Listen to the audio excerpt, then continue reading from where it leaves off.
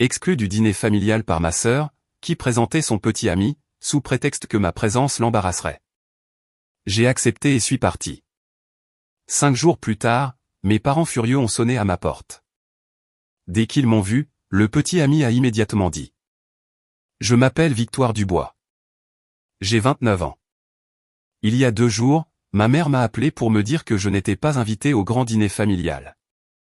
Non pas à cause d'un conflit d'horaire, ni d'un voyage, mais parce que le nouveau petit ami riche de ma sœur venait rencontrer la famille, et que ma présence l'embarrasserait. J'ai passé toute ma vie à être celle qui mettait la table, faisait la vaisselle et partait avant le dessert pour que ma sœur puisse briller. Je pensais être une bonne fille. Il s'avère que j'étais juste pratique.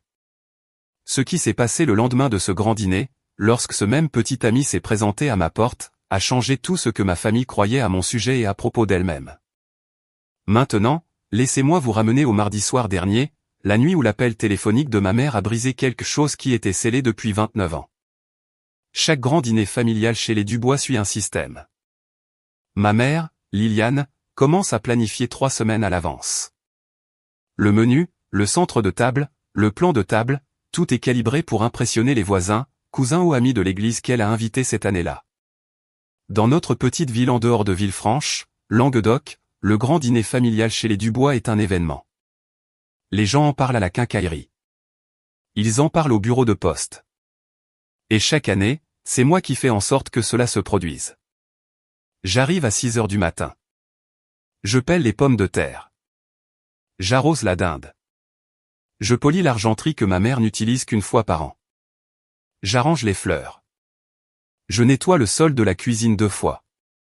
Une fois avant l'arrivée des invités. Une fois après que quelqu'un ait inévitablement renversé du cidre. Marine, ma sœur aînée, arrive vers midi. Cheveux coiffés, ongles faits.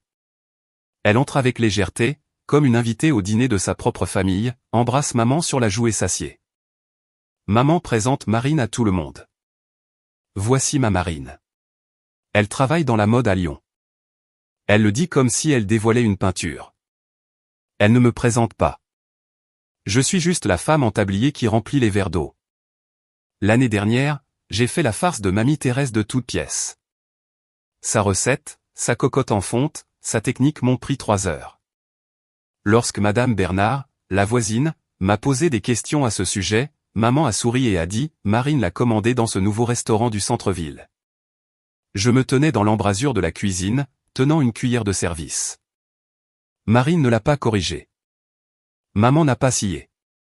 Mamie Thérèse n'était pas là cette année-là. Sa hanche la faisait souffrir, alors j'ai ravalé ma fierté comme je l'avais toujours fait. Cette année, cependant, il n'y a pas eu d'invitation à ravaler, juste le silence pendant 2 semaines complètes. Mardi, 6 jours avant le grand dîner, j'étais dans l'atelier, ponçant un tiroir, lorsque mon téléphone a vibré sur l'établi. Maman. J'ai essuyé mes mains sur mon jean et j'ai décroché. Victoire, ma chérie.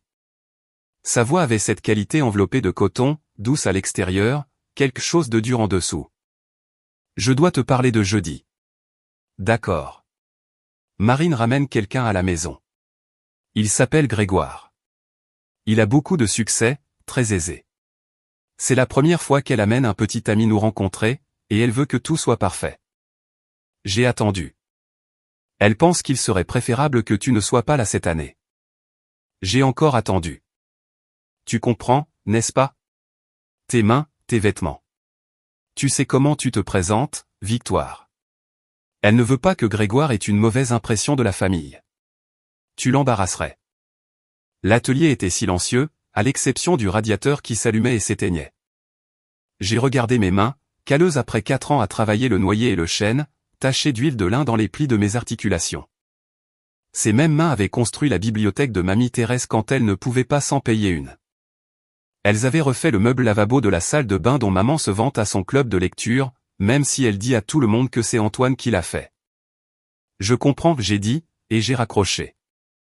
Je suis resté assise sur le tabouret à côté de mon établi pendant longtemps. Je n'ai pas pleuré. Quelque chose au-delà des larmes se produisait, comme si le dernier boulon retenant une lourde porte s'était finalement desserré, et que la porte s'ouvrait sur une pièce où j'avais eu peur d'entrer. Mon téléphone a sonné 3 fois cette nuit-là. Mamie Thérèse. Chaque fois, je l'ai laissé sonner, je n'étais pas prête à entendre de la gentillesse. Cela m'aurait brisé. Voici le truc. Ce n'était pas nouveau. L'appel pour le grand dîner n'était que la première fois que quelqu'un le disait à voix haute. J'avais été exclu de la fête de remise des diplômes de marine parce que ma tenue était trop décontractée. Je n'avais pas été invité à la fête prénatale de l'ami de maman parce que je ne suis pas doué pour les petites conversations. Le Noël d'il y a 2 ans, Marine était stressée, alors maman m'avait demandé de ne venir qu'après le dîner, quand la vaisselle devait être faite. Chaque fois, je me disais que c'était un cas isolé, un problème d'horaire, un malentendu. Mais cette fois, maman m'a servi la raison sur un plateau d'argent, tu l'embarrasserais. Pas nous avons besoin d'espace, pas c'est compliqué. Juste toi, tel que tu es un problème. Et si je restais silencieuse à nouveau, si j'acquiesçais, me faisais petite et me présentais la prochaine fois qu'ils auraient besoin de quelqu'un pour mettre la table, alors je ne serais pas seulement invisible. Je serais effacé. J'ai consulté le compte Instagram de Marine ce soir-là, une story de plus tôt dans la journée. La salle à manger chez maman.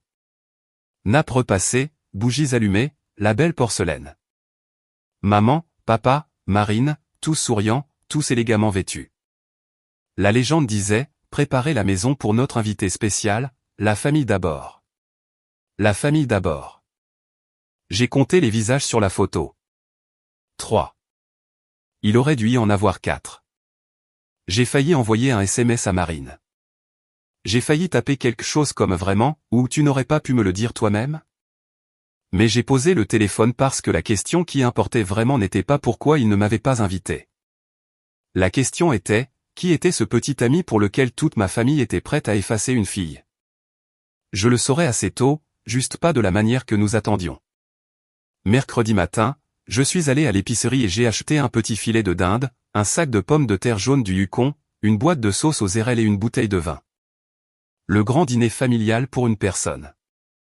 La caissière, Sophie, qui me connaît depuis que je portais des bagues, a regardé mon panier et a dit, « Tu ne vas pas chez ta maman cette année ?» J'ai du travail, j'ai dit, j'ai souri, j'ai avancé. Ce soir-là, mamie Thérèse a appelé à nouveau. Cette fois, j'ai décroché. Victoire Marie Dubois. Mon nom complet, jamais bon signe. Ta mère me dit que tu ne viens pas jeudi. Dis que tu as du travail. J'ai du travail, mamie. Silence. Le genre de silence que seule une femme de 78 ans qui a élevé 3 enfants, enterré un mari et survécu à une prothèse de hanche peut produire. Je suis vieille, Victoire, pas sourde, et pas aveugle. J'ai serré les lèvres. Tu viendras me voir samedi. Ce n'est pas une demande. Oui, mamie. Après avoir raccroché, je suis entré dans l'atelier. Le grand projet trônait au centre de la pièce. Une table à manger et 8 chaises, en noyer massif, assemblage à queue d'aronde. 6 mois de ma vie presque achevés. Le client, Création Beaumont, l'avait commandé via leur chef de projet. Je n'avais jamais rencontré le propriétaire, juste échangé des spécifications et des croquis par l'intermédiaire d'une femme nommée Diane. Ma plus grande commande à ce jour. La facture sur mon bureau affichait 47 000 €. Le jour du grand dîner, j'ai rôti mon petit filet de dinde, fait de la purée de pommes de terre selon la recette de mamie Thérèse, et j'ai mangé seul à mon comptoir de cuisine. Puis je suis allé à l'atelier et j'ai passé ma main sur le plateau de table que j'avais construit pour le dîner d'une autre famille. 8 chaises, de la place pour tout le monde. Vendredi matin, 7h45. Ma sonnette a retenti. J'ai ouvert la porte en survêtement et chemise en flanelle, mon café encore à la main. Maman se tenait sur le porche. Pas de salut, pas de joyeux grand dîner familial tardif, juste pourquoi tu n'as pas répondu à ton téléphone hier soir? Derrière elle, papa, les mains dans les poches de sa veste, fixant le paillasson comme s'il lui devait de l'argent. Et derrière eux, Marine, la mâchoire serrée, les yeux fuyants. À côté d'elle se tenait un homme que je n'avais jamais vu. Grand, cheveux foncés, un manteau d'hiver qui semblait coûter plus cher que mon camion. Il était le seul à ne pas avoir l'air en colère. Il avait l'air curieux. Entrez, j'ai dit, parce que c'est ce que l'on fait quand sa famille se présente à l'improviste. Même quand ils ont oublié votre existence 48 heures auparavant. Ils sont entrés. Maman a inspecté mon salon comme si elle évaluait une scène de crime. Marine est restée près de l'homme. Grégoire, j'ai supposé. Grégoire voulait visiter un atelier de menuiserie en ville, a dit maman, sa voix exagérément décontractée. Marine a mentionné que tu savais peut-être où il se trouve.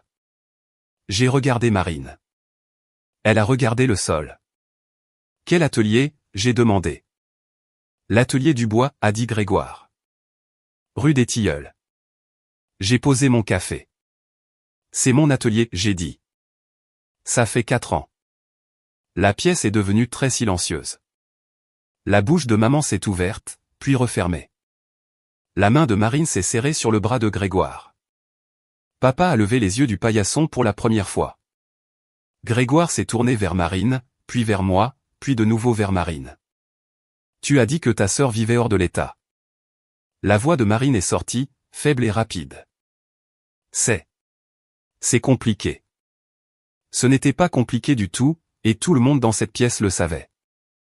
Grégoire a avancé dans le salon. Ses yeux ont parcouru les murs, passant devant la photo encadrée d'une commode en cerisier que j'avais construite il y a 2 ans, devant le cliché en noir et blanc de Mamie Thérèse et moi, debout à côté de sa bibliothèque terminée.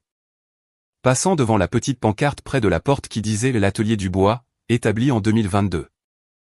L'atelier du bois, a-t-il dit lentement. C'est vous. C'est moi. Il s'est tourné vers Marine. Tu m'as dit que tu n'avais pas de sœur en ville. Grégoire, ne peut-on pas en parler ici? La voix de Marine a monté d'un ton. Sa main serrait toujours son bras. Il ne l'a pas retiré, mais il ne s'est pas penché non plus. Maman est intervenue. Grégoire. Victoire fait juste un peu de bricolage dans le fond. Ce n'est rien. Madame Dubois. La voix de Grégoire était polie, mesurée. La voix d'un homme qui préside des réunions et licencie des gens en douceur. J'essaie de rencontrer cet artisan depuis 6 mois. Mon chef de projet a tout géré, mais je voulais voir l'atelier depuis que nous avons passé la commande. Maman a cligné des yeux. 6 mois, a-t-elle dit. Nous avons commandé une table à manger et des chaises sur mesure, en noyer massif, assemblage coupé à la main. Diane, ma chef de projet, a dit que la qualité de l'artisanat était la meilleure qu'elle ait vue en 10 ans. Personne n'a parlé. Quelque part dans la cuisine, ma cafetière a bipé. J'ai vu l'expression de maman changer. D'abord la confusion, puis quelque chose de plus tendu. Elle ne connaissait pas Création Beaumont. Elle ne savait rien de tout cela parce qu'elle n'avait jamais demandé. En 4 ans d'exploitation de l'atelier, maman n'avait jamais franchi la porte une seule fois. Grégoire m'a regardé. Puis-je voir votre atelier? J'ai soutenu son regard une seconde, puis j'ai acquiescé. Suivez-moi. L'atelier se trouve derrière la maison, un garage double converti avec une rangée de grandes fenêtres sur le mur sud. Quand j'ai ouvert les doubles portes, la lumière du matin a inondé le sol en béton, attrapant la sciure de bois qui flottait encore dans l'air de la session d'hier. Grégoire s'est arrêté dans l'embrasure. La table était au centre de la pièce, 2,40 mètres de long, en noyer noir massif, le grain courant en ligne nette et ininterrompue d'un bout à l'autre. Les pieds avaient un léger cône que j'avais façonné à main levée, rien d'un gabarit. 6 des 8 chaises étaient terminées, les 2 restantes serrées sur l'établi lointain. Il s'est approché de la table sans un mot, a passé ses doigts le long du bord, s'est accroupi et a examiné les assemblages, les queues d'aronde où le tablier rencontrait les pieds. Il s'est relevé. C'est la mienne, a-t-il dit doucement. C'est la commande Beaumont. J'ai jeté un coup d'œil à la facture épinglée sur le tableau de liège au-dessus de mon établi. Ensemble de salle à manger Création Beaumont, commande personnalisée. J'ai regardé Grégoire, puis de nouveau la facture, les pièces se sont imbriquées.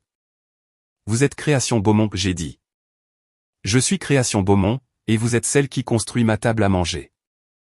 Derrière nous, dans l'embrasure, maman et Marine se tenaient côte à côte.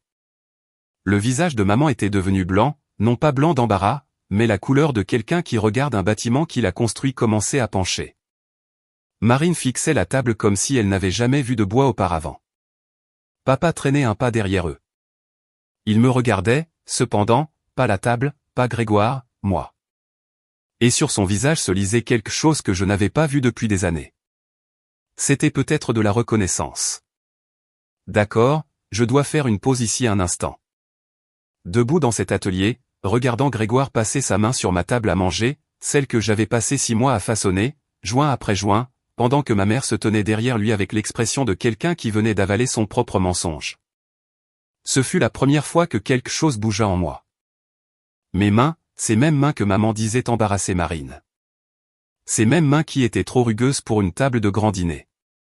Ces mains étaient la raison pour laquelle cet homme avait traversé la ville le matin après le jour férié.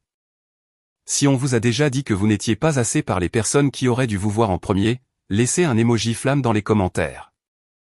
Je vois chacun d'entre eux. Maintenant, laissez-moi vous raconter ce qui s'est passé ensuite. Car l'atelier n'était que le début. De retour à l'intérieur, Grégoire était différent. Pas en colère. Il se recalibrait. Je connais ce regard. Je l'ai moi-même quand une mesure est fausse d'un 16e de pouce et que tout le design change. Il s'est assis à ma table de cuisine, celle que j'avais faite en pain recyclé il y a 3 ans, et a parlé de métier, de sens du grain, de technique de séchage, de l'endroit où je me procure mon noyer. Ces questions étaient spécifiques, informées. Ce n'était pas de la petite conversation. C'était un homme qui comprenait la matière. J'ai répondu à chacune comme je répondais aux emails de Diane. Bref, précis, sans fioriture. Puis il a pivoté. Marine, a-t-il dit, se tournant vers elle. Elle était appuyée contre le comptoir de la cuisine, les bras croisés. Pourquoi ne m'as-tu pas dit que ta sœur était l'artisan?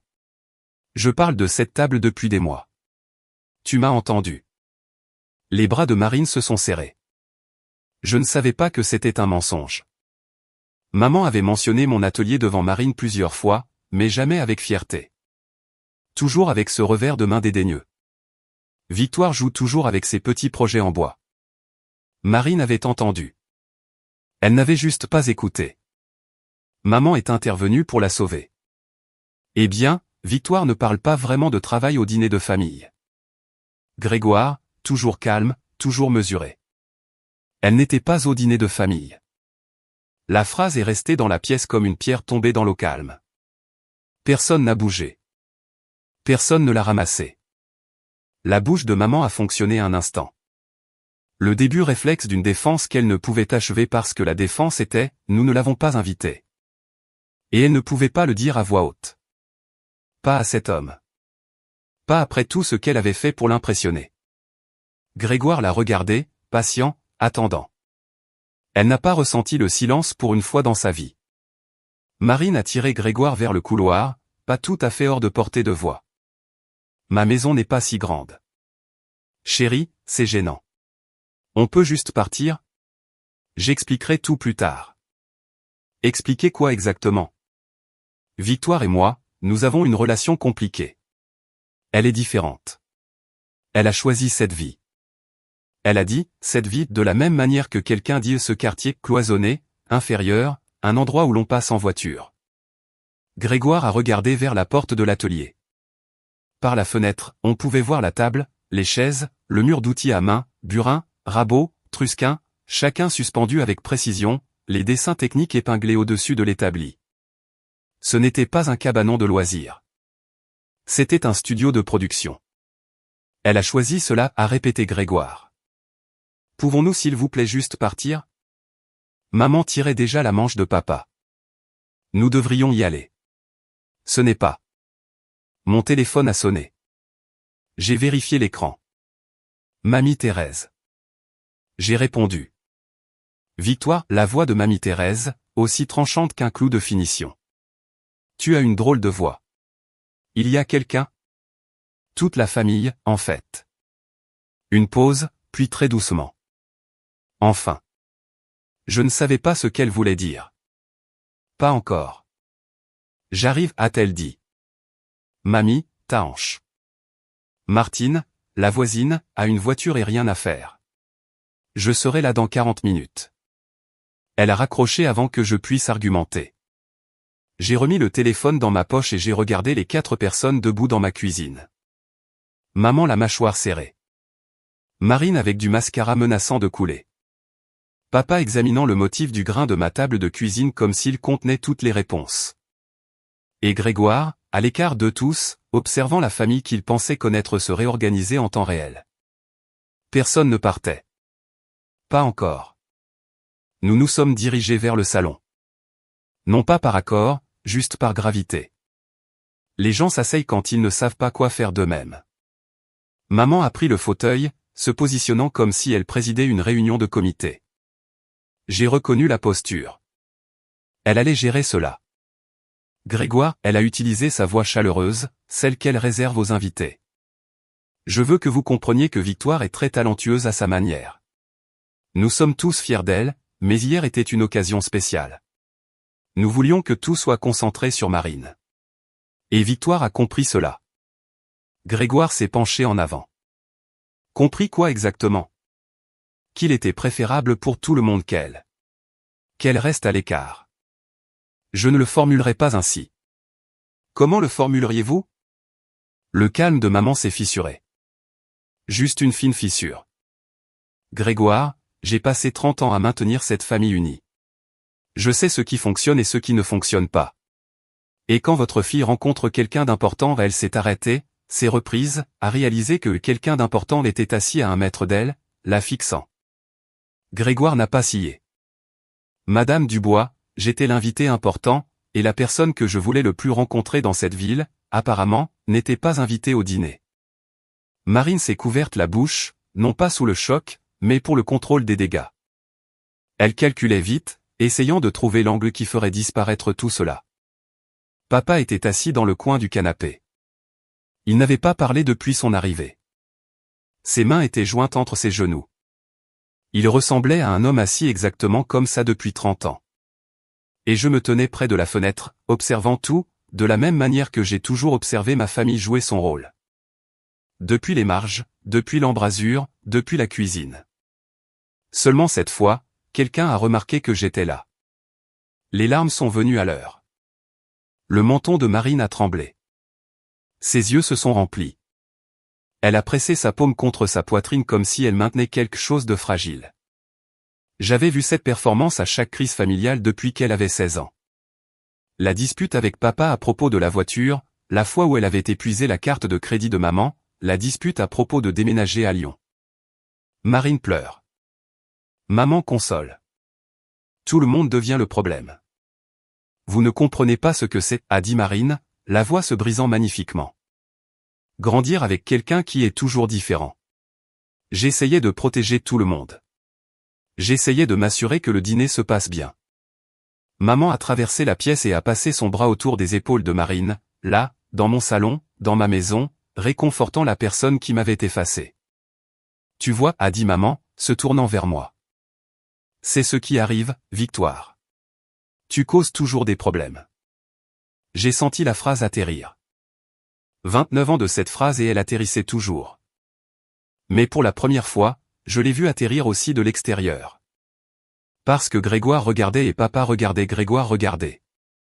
Et dans le silence qui a suivi l'accusation de maman, j'ai vu quelque chose que je n'avais jamais vu dans la chorégraphie de cette famille auparavant. Un témoin. Quelqu'un en dehors du système. Quelqu'un qui n'avait pas été entraîné à accepter que les larmes de Marine signifiaient que la conversation était terminée. Quelqu'un qui ne connaissait pas le script. Grégoire a regardé Marine, a regardé maman, m'a regardé. Son expression n'était pas de la pitié. Ce n'était même pas de la sympathie. C'était de la clarté. Il faisait le calcul. Et je pouvais dire que les chiffres ne s'additionnaient pas comme Marine l'aurait voulu. Voilà, le script. 29 ans du même script. Mais cette fois, il y avait quelqu'un dans le public qui n'avait pas acheté de billets. Grégoire s'est levé. Il n'a pas haussé la voix, n'a pas gesticulé, il s'est juste levé comme les hommes se lèvent quand ils ont pris une décision et qu'ils ont fini d'attendre de la livrer. Marine, calme, direct. Tu m'as dit que tu n'avais pas de sœur à proximité.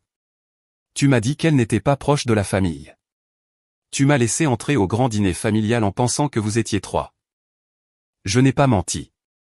Tu l'as effacé. Le mot a atterri comme une main sur une table. Net, définitif. Maman a essayé d'intervenir. Gégé, s'il vous plaît. C'est une affaire de famille. Avec tout le respect que je vous dois, Madame Dubois, je parle. Il s'est de nouveau tourné vers Marine. Et sa voix portait quelque chose de plus lourd que la colère. La déception. Le genre qui va jusqu'aux os. J'ai bâti mon entreprise à partir d'un garage. J'ai poncé des planchers pendant 3 ans avant que quiconque ne me prenne au sérieux. Je sais à quoi ressemblent ses mains. Il a hoché la tête vers moi. Je sais ce qu'il en coûte de construire quelque chose de réel avec elle. Il a fait une pause. A laissé la pièce s'adapter. Et vous avez demandé à votre famille de cacher la seule personne dans cette maison qui construit réellement des choses de ses mains parce que vous aviez honte d'elle. Marine a ouvert la bouche. Rien n'est sorti. Papa s'est agité sur le canapé. Il fixait Grégoire comme un homme voyant son propre silence décrit par un étranger. Le bras de maman était tombé des épaules de Marine.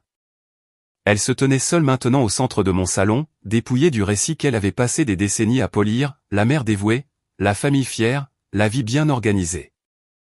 Je n'ai rien dit. Pas besoin. Le silence faisait tout le travail. Et pour une fois, je n'étais pas seul à l'intérieur. Je me suis éloigné de la fenêtre. Maman. Ma voix était stable. J'avais pratiqué cette phrase sans le savoir. Chaque fois que je me suis mordu la langue, chaque fois que j'ai ravalé une réponse, les mots s'étaient formés quelque part en dessous. J'ai besoin que tu entendes ceci, Victoire. Pas maintenant. Oui, maintenant. Elle est devenue silencieuse. J'ai été celle qui a mis la table à chaque grand dîner familial. J'ai cuisiné. J'ai nettoyé. Je suis parti avant le dessert pour que Marine puisse avoir la pièce. Et je l'ai fait parce que je ne voulais pas que mamie Thérèse voie cette famille s'effondrer. La mâchoire de maman s'est serrée. Marine a regardé le sol. Mais hier, tu ne m'as pas seulement exclu. Tu m'as dit que j'étais une gêne. Que mes mains, ses mains, ruineraient la soirée de Marine. Je les ai levées, toutes les deux, calleuses, éraflées, tachées d'huile de noyer. Les mêmes mains dont tout le monde dans cette pièce avait bénéficié et que personne n'avait reconnues. Je ne suis pas en colère, maman. J'en ai fini. Fini de quoi? Fini de jouer la comédie. Fini d'être la personne qui tient tout ensemble et qui est cachée quand il y a des invités. J'ai regardé papa. J'avais besoin que tu dises quelque chose. Pendant 29 ans, papa, n'importe quoi. Il a rencontré mon regard. Les siens étaient humides. Il a ouvert la bouche et l'a refermée. Classique Antoine Dubois. J'aime cette famille, j'ai dit. Mais je ne m'assiérai pas à une table où j'ai besoin de permission pour exister. La pièce a retenu son souffle.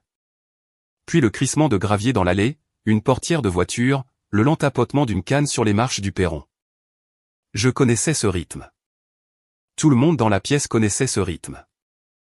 Mamie Thérèse était là et elle n'a pas frappé. Je veux m'arrêter ici un instant. Cette phrase, je ne m'assiérai pas à une table où j'ai besoin de permission pour exister. Je ne l'avais pas répétée. Elle venait de 29 ans de mots ravalés. Et le regard sur le visage de mon père quand elle a atterri. Ce regard d'un homme entendant son propre échec décrit en une seule phrase. Je le porterai avec moi pour le reste de ma vie. Si vous avez déjà eu à dire quelque chose de ce genre à votre propre famille, quelque chose qui vous a fait plus mal qu'à eux, je vous vois. Tapez « je vous vois » dans les commentaires parce que certains d'entre nous ont besoin d'entendre ça aujourd'hui. Maintenant, laissez-moi vous raconter l'entrée de mamie Thérèse par cette porte. La porte s'est ouverte et Thérèse Henderson est entrée comme si elle possédait toutes les pièces où elle avait jamais pénétré. 78 ans, une canne dans une main, son beau manteau d'église boutonné jusqu'au col. Derrière elle, Martine, la voisine, a fait un signe de la main une fois et a fait reculer la voiture de l'allée. Femme intelligente. Elle savait quand partir. Mamie Thérèse a inspecté la pièce. Liliane près du fauteuil, les bras croisés. Marine avec des traces de mascara sur les deux joues. Papa sur le canapé, les mains toujours nouées entre ses genoux. Grégoire près du couloir, légèrement à l'écart de tous. Moi au centre. Eh bien, a dit mamie Thérèse, on dirait que j'ai manqué le grand dîner familial, mais que je suis arrivé juste à temps pour la vérité. Personne n'a ri. Personne n'était censé rire. Elle a marché droit vers moi, a pris mes mains, toutes les deux, là, et les a levées exactement comme je les avais levées une minute auparavant. Mais la prise de mamie Thérèse était différente. Ce n'était pas offensant. C'était fier. Ses mains, a-t-elle dit assez fort pour chaque personne dans cette pièce. On construit ma bibliothèque, ma table de chevet, le lit de bébé de ma petite fille. Oui, Marine. Celui que tu as utilisé pendant 2 ans avant de le donner sans demander. Marine a tressailli. Mamie Thérèse n'avait pas fini. Ce sont les meilleures mains de cette famille et le fait qu'elle n'ait pas été les bienvenues à votre table est quelque chose que je ne comprendrai jamais et que je ne pardonnerai jamais facilement. Maman, s'il vous plaît. Liliane a commencé. Mamie Thérèse s'est tournée vers sa fille avec la précision d'une femme qui avait gardé cette phrase en réserve. Liliane, je me suis assise à votre table de grand dîner familial pendant 15 ans à te regarder traiter cet enfant comme la bonne. Je suis restée silencieuse parce que je pensais que tu le verrais toi-même. Elle a fait une pause. J'avais tort. La pièce s'est réarrangée après que Mamie Thérèse ait parlé. Pas physiquement. Personne n'a bougé, mais le centre de gravité s'est déplacé. Maman ne dirigeait plus cette scène. Grégoire s'est raclé la gorge. Victoire, je vous dois des excuses. Pourquoi? Je n'avais aucune idée que ma petite amie avait dit à sa famille de vous exclure, surtout à cause de moi. Vous ne saviez pas. Je sais maintenant. Il s'est tourné vers Marine et sa voix a baissé, non pas en volume, mais en chaleur. Tu m'as dit qu'elle t'embarrasserait. La femme qui construit une table à manger de 47 000 € pour mon entreprise t'embarrasserait. Le chiffre a frappé la pièce comme un éclair dans un champ tranquille. 47 000 €. Pendant un instant, personne n'a respiré. Les lèvres de maman se sont entr'ouvertes. Ses yeux ont coupé vers moi, puis vers la porte de l'atelier, puis de nouveau vers moi. Je pouvais voir l'arithmétique se dérouler derrière son visage. Des années du petit hobby de Victoire s'effondrant en poussière. Papa a levé les yeux. Quelque chose dans sa posture s'est redressé, à peine, comme un homme entendant un verdict. C'est. La voix de Marine était petite. C'est ce que ça coûte. C'est ce que coûte le talent, Marine, a dit Grégoire. Il ne l'a pas dit cruellement. Il l'a dit comme quelqu'un corrigeant un malentendu fondamental. Clairement, sans plaisir. Je n'ai pas réagi aux chiffres. Je savais déjà ce que valait mon travail. Je fixe moi-même le prix de chaque commande. Mais pour ma famille, debout dans ma maison devant mon atelier, entourés des preuves d'une carrière qu'ils avaient ignorée pendant 4 ans, c'était la première fois qu'ils entendaient une somme d'argent attachée à mon nom. Grégoire a ramassé son manteau sur le dossier de la chaise. J'aimerais parler affaires avec vous, Victoire, séparément, puis à Marine. Vous et moi devons parler aussi, mais pas ici. Le calme de maman s'est brisé. C'est ridicule. Sa voix avait ce ton aigu et éraillé qu'elle prend quand elle sent la pièce lui échapper.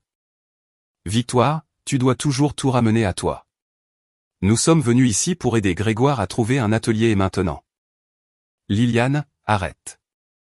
La voix de Mamie Thérèse a coupé net. Maman s'est tournée vers sa propre mère et quelque chose que je n'avais jamais vu auparavant s'est produit. Les yeux de Liliane Dubois se sont remplis de larmes. Maman, j'ai travaillé si dur pour maintenir cette famille unie. Tout ce que je fais, chaque dîner, chaque jour férié, chaque appel téléphonique est pour cette famille. Et personne ne le voit. Personne n'apprécie. Tu as travaillé dur pour que cette famille ait été l'air unie.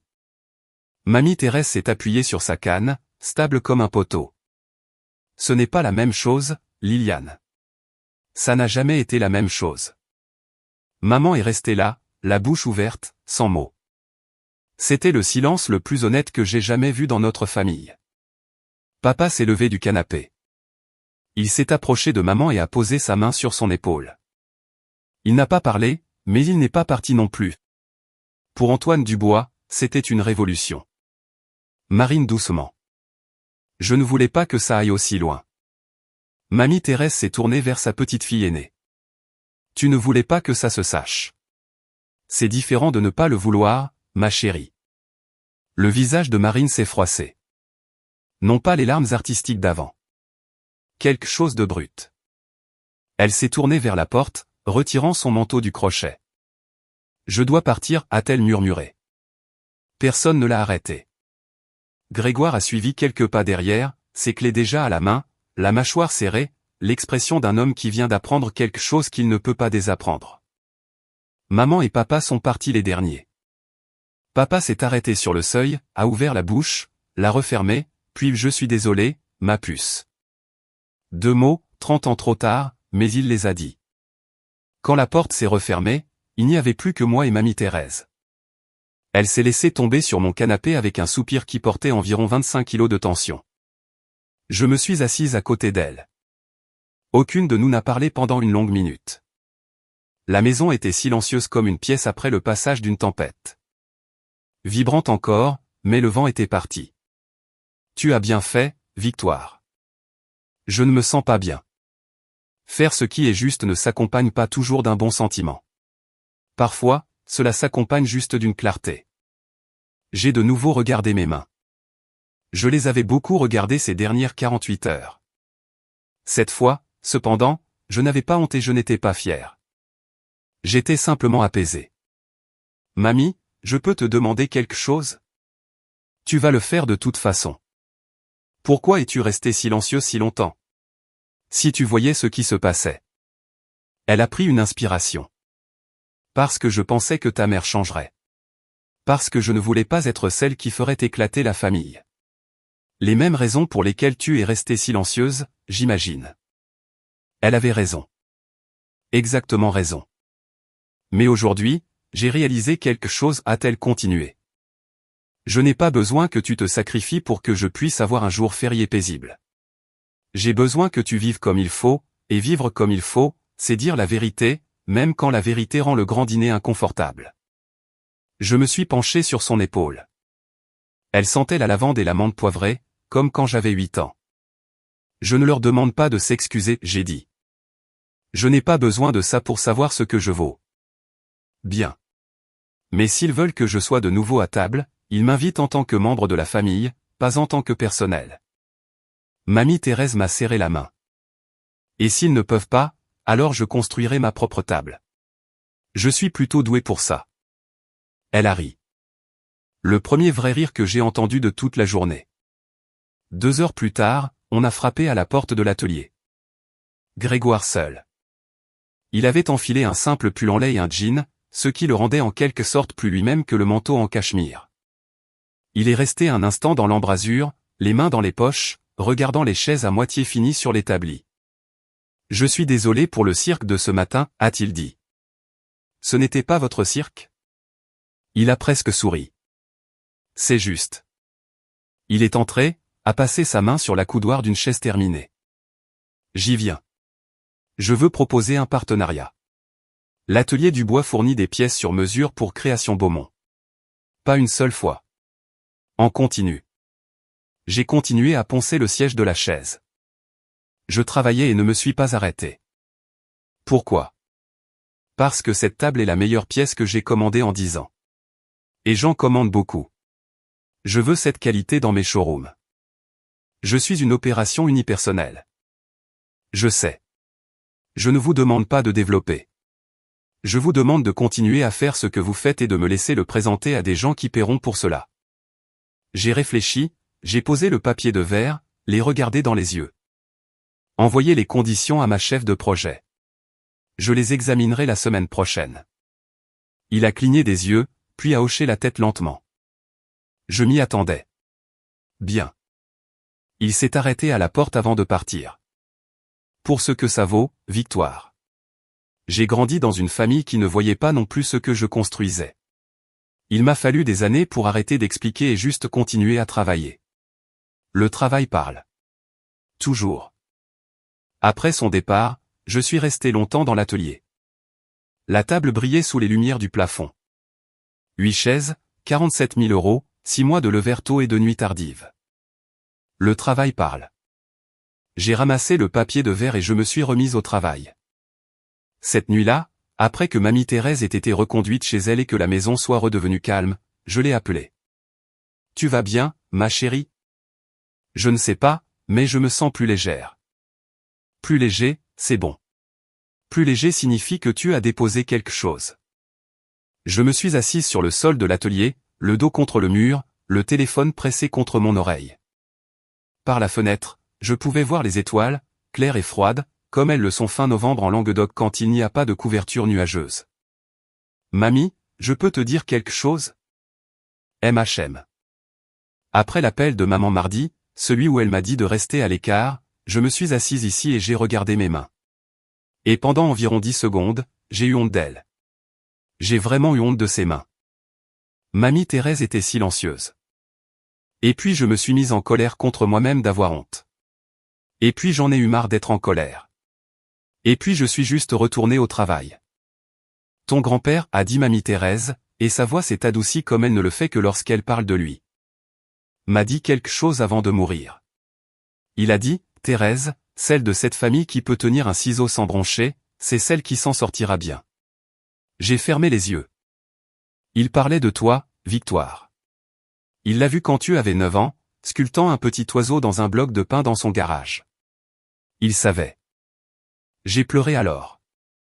Pas le genre bruyant, le genre silencieux et lent qui vient quand quelqu'un vous dit quelque chose que vous aviez besoin d'entendre il y a 20 ans. Je n'ai pas besoin que tu te sacrifies pour que je sois heureuse, a dit mamie Thérèse. J'ai besoin que tu vives comme il faut. Tu l'as déjà dit aujourd'hui. Certaines choses valent la peine d'être répétées. Le lendemain matin, 2 emails attendaient dans ma boîte de réception. Le premier email venait de Diane de Création Beaumont. Une proposition de partenariat, 6 pages, formatée professionnellement. Je l'ai gardé pour lundi. Le second venait de papa. L'objet était de papa. Comme si je risquais de ne pas reconnaître son nom. Victoire, j'aurais dû dire quelque chose il y a des années. Je ne suis pas bon à ça. Ta mère t'aime, mais elle ne te voit pas. Je veux dire que ce n'est pas ma faute, mais je sais que ça l'est parce que je n'ai jamais rien dit quand j'aurais dû. Je t'ai vu construire cet atelier à partir de rien. Je t'ai vu travailler 18 heures par jour. Je t'ai vu donner vie à cette table pièce par pièce. Et je ne t'ai jamais dit que j'étais fier de toi. Je suis fier de toi. Je l'ai toujours été. J'étais juste trop silencieux. Je ne sais pas si je peux réparer ce qui est cassé. Mais je veux que tu saches que je te vois, Victoire. J'aurais dû le dire à table. J'aurais dû le dire devant ta mère. J'aurais dû le dire chaque fois qu'elle te demandait de t'écarter pour que Marine puisse briller. Je suis désolé, ma puce. Papa. Je l'ai lu 3 fois. Puis j'ai fermé mon ordinateur portable, je suis allé à l'atelier et j'ai pris un ciseau. Je n'ai pas répondu cette nuit-là, non pas parce que j'étais en colère, mais parce que j'avais besoin que les mots aient un sens quand je le ferais. Une réponse rapide l'aurait déchargé. Une réponse soigneusement réfléchie pourrait réellement commencer quelque chose de réel. Alors j'ai travaillé comme je travaille toujours quand j'ai besoin de réfléchir. Les mains bougeant, l'esprit triant, la sueur s'accumulant autour de mes bottes. Certaines choses prennent du temps. Les meubles, la confiance, les pères apprenant à parler. Je lui donnerai le temps, mais je ne remplirai pas son silence pour lui. Plus maintenant.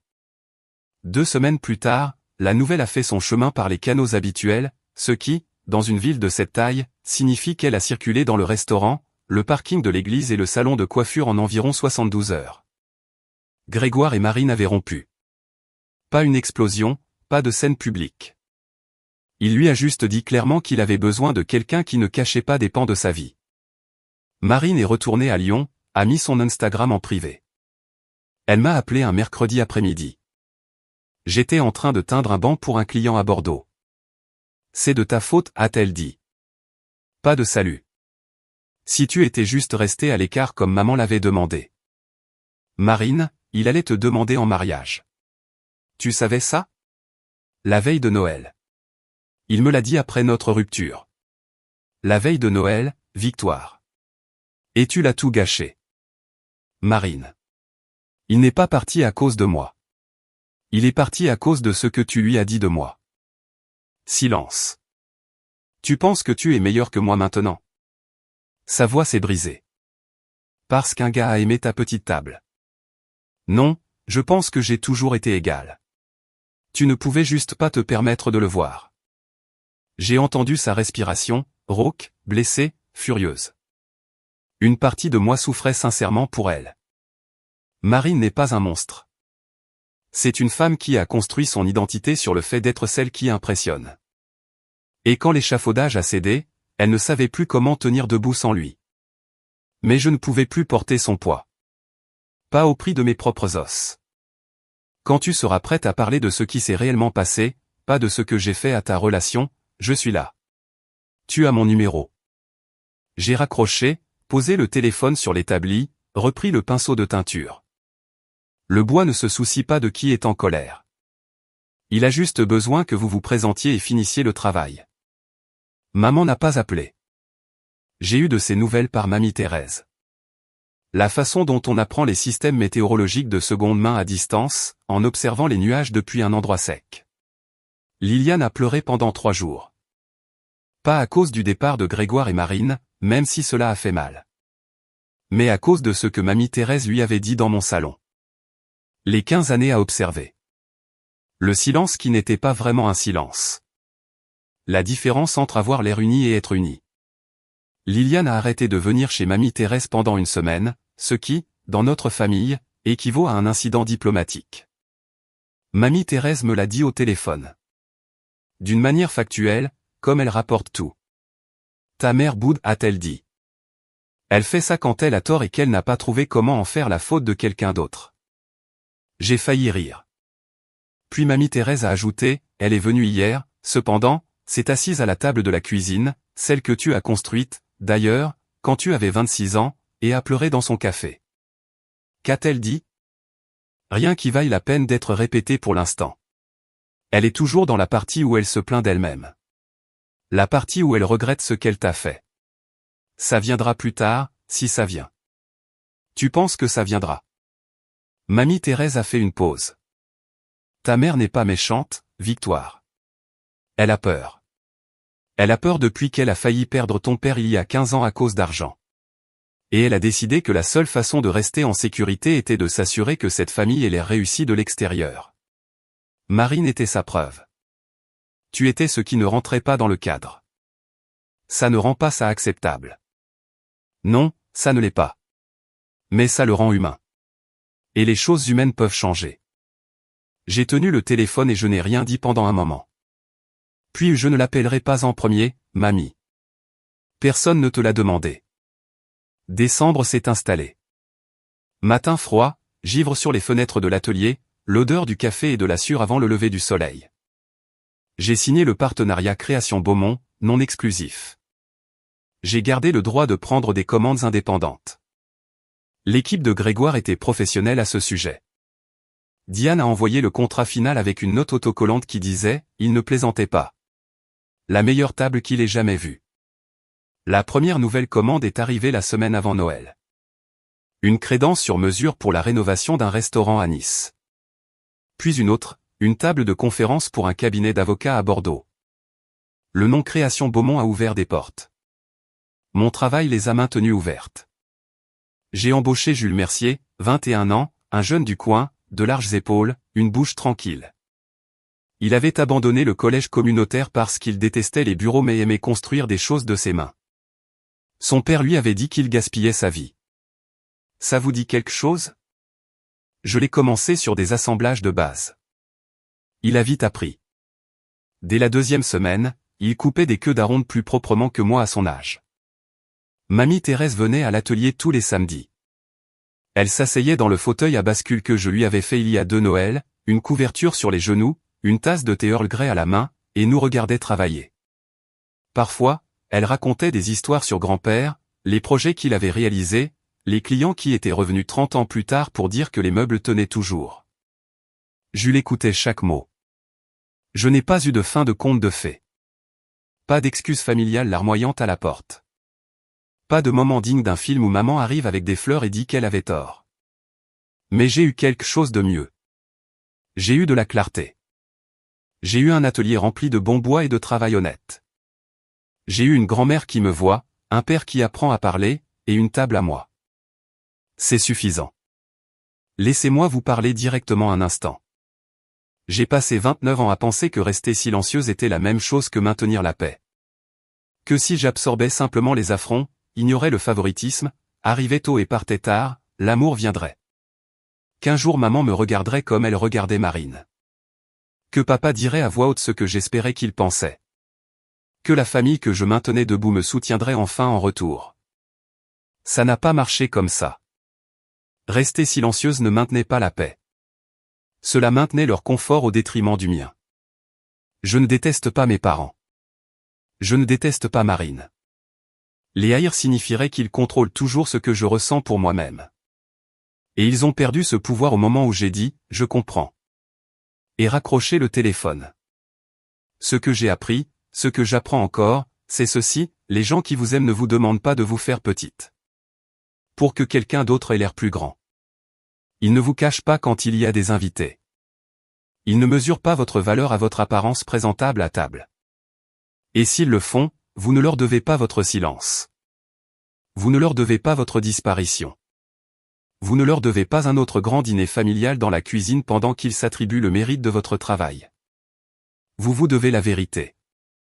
Je ne dis pas que c'est facile. Debout dans mon salon, dire à ma mère que j'en avais fini. Ma voix était stable, mais mes mains tremblaient. Poser une limite avec quelqu'un qui vous a élevé, c'est comme couper une corde pendant que vous la grimpez encore. Mais voici ce que je sais maintenant. Le sol était toujours plus proche que je ne le pensais. Et la chute ne m'a pas brisé. Le silence l'a fait. Pendant 29 ans, le silence a presque réussi. Alors, voici où en sont les choses. Je vois papa le samedi. Il fait les 40 minutes de route jusqu'à mon atelier, se gare sur le parking en gravier et entre. Parfois, il aide à balayer. Parfois, il s'assoit simplement sur le tabouret près de la fenêtre et me regarde travailler. Nous ne parlons pas de maman. Pas encore. Il n'est pas prêt.